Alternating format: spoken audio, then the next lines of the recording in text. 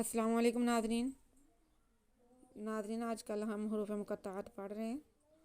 कल हमने कुछ हरूफ पढ़े थे, आज उससे आगे पढ़ेंगे। हरूफ मुक़त्तआत का मानी होता है काटे गए हरूफ, अलग किए गए हरूफ, लहदा रखे गए हरूफ।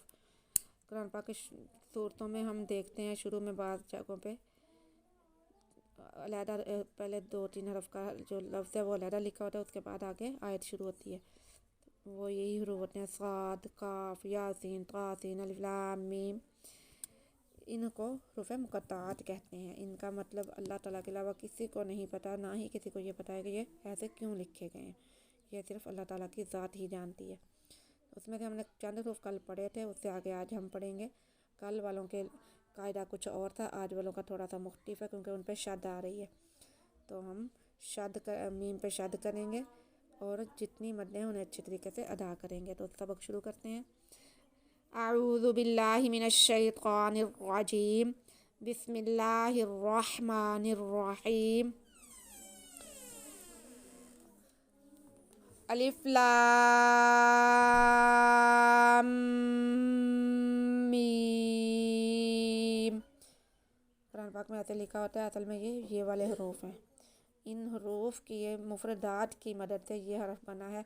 इनके हिसाब से हमने इसे पढ़ना है और इन पे जो ज़बने दे रहे हैं या शद हैं वो हमने पढ़ने हैं और इन्हीं के हिसाब से हमने मदें करनी है इन पे।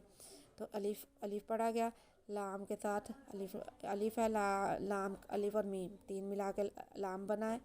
अब ये जो अलिफ है ये मद्दा है, लाम तबर अलिफ ला, आगे मीम साकिन है इसलिए इस पर मद होगी।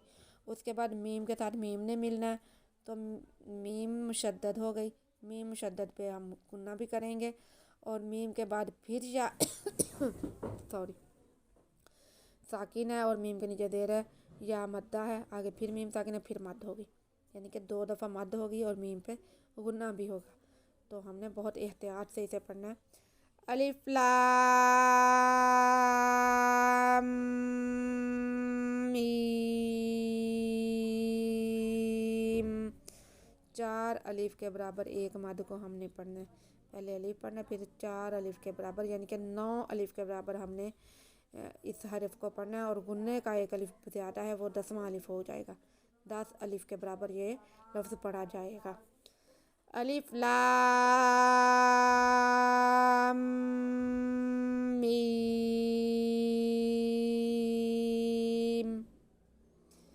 लाम के बाद जब हमने मीम पढ़ना है, सेंटर में गुन्ना होना है, वहाँ पे हमने रुक के पढ़ना है। फिर से मैं बताती हूँ, अलिफ लाम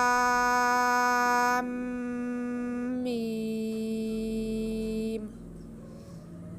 आगे फिर इसी के जैसा है, सिर्फ रा का इजाफा हुआ है, रा पे खड़ा ज़बर है। अलिफ लाम मीम रा, रा पे खड़ा ज़बर है, एक अलिफ के बराबर इसे भी खींचना, तो ये 11 अलिफ के बराबर हो जाएगा। अलिफ लाम मीम रा। उसके बाद हामीम है, वो पिछले कायदे के जैसा ही है, कल भी हामीम हमने पढ़ा था, आज भी हामीम। यहाँ पे दोबारा इसलिए आया है कि सूरह मरियम के शुरू में ये लफ्ज़, सूरह शूरा के शुरू में ये लफ्ज़ आता है, तो उन्होंने 2 खानों में दे दिया। हामीम।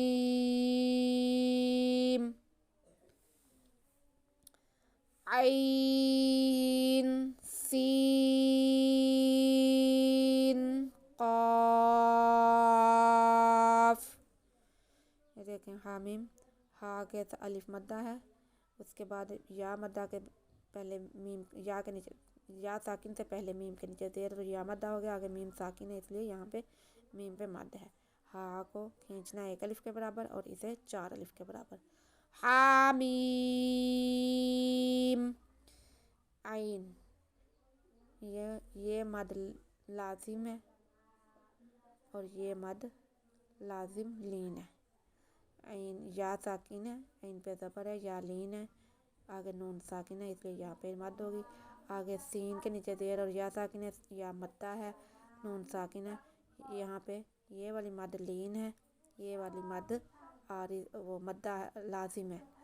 उसके बाद काफ पे भी मद लाजिम है, तब भी खींचने की मिकदार एक ही है। 3 मदने हैं, 4 अलिफ के बराबर खींचेंगे तो 3 12 अलिफ के बराबर हो जाएंगे। आइन सीन क़ाफ। दोबारा से सारा सबक पढ़ेंगे। अलिफ लाम मीम, अलिफ लाम मीम